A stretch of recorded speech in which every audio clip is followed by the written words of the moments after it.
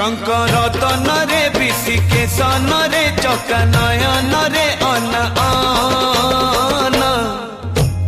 मरी जीवित बिना धन मरी जीवित बिना